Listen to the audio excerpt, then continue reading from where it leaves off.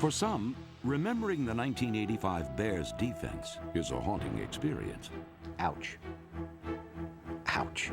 I can close my eyes today. There they are, right in front of me.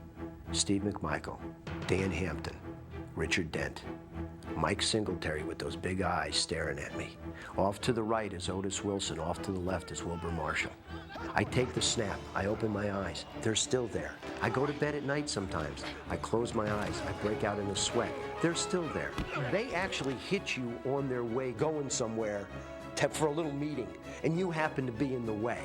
You know, it's like, oh, sorry, Joe, we ran over you. You know, we weren't really interested in you anyway. You're a piece of dirt, and get out of our way. I mean, that's the way you felt. As a quarterback and as an athlete, it was hard to really stand in there and summon up courage to keep standing in there, because no matter how good your team played, you were going to take a whipping physically. Hey, man, this young quarterback, man, somebody knock him out for me, will you? The source of the passing game is the quarterback. And so I think we were one of the first ones to decide that was a way to stop a passing game, is to get to the quarterback. Damn, go get him!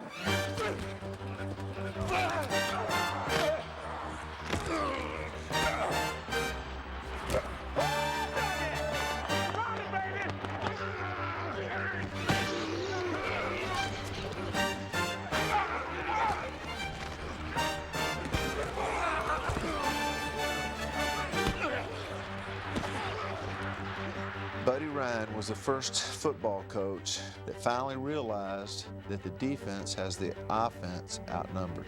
When we would line up 8 guys across the line of scrimmage and the offense had 7, guess what? Somebody's free. You could see when we ran 46 schemes that they couldn't pick up the blitz. I mean, you could literally see it before the snap of the ball. And it was 1, 2, 3, boom! And it was awesome. The best defense I think I ever saw was that 85 Bear team. Pat Summerall and I did like 6 or 7 games, you know, towards the end of the season, including the playoffs, and we never saw a touchdown scored against them. And I mean, they were as dominant as you could be. And so were the personalities of their leaders, Mike Ditka and Buddy Ryan.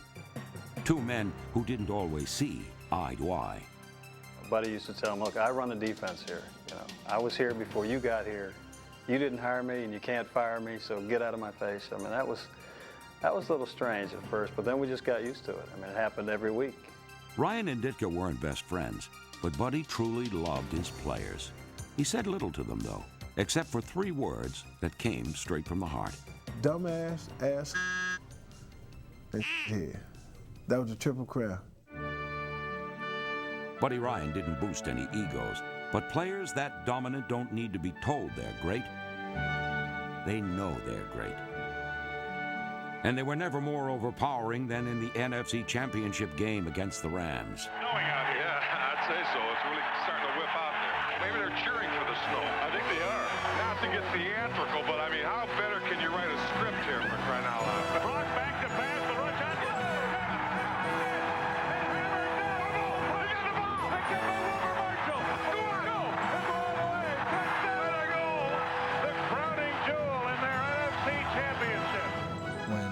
Wilbur got that fumble and it started snowing and we were all running down to the end zone. I mean, that was it. You knew you were going to the Super Bowl.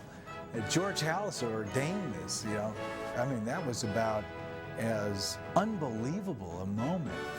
I mean, you know, you couldn't be out in Hollywood and say, okay, get the turnover. It's the defense.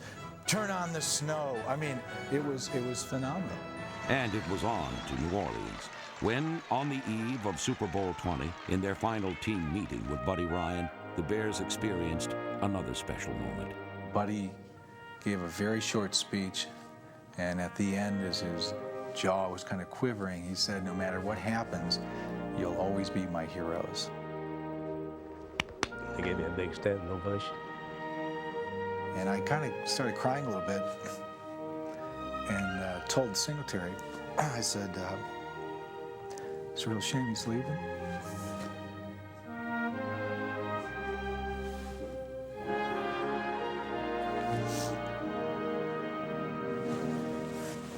And with that, McMichael picked up one of these chairs, a hotel chair, and threw it, and it hit the chalkboard, but it impaled the chalkboard.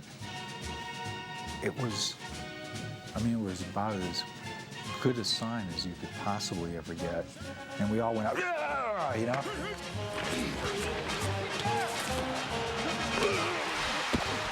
The NFL may never see another defense like the '85 Bears. They were intimidating, they were destructive, and they rode a wave of emotion to a world championship.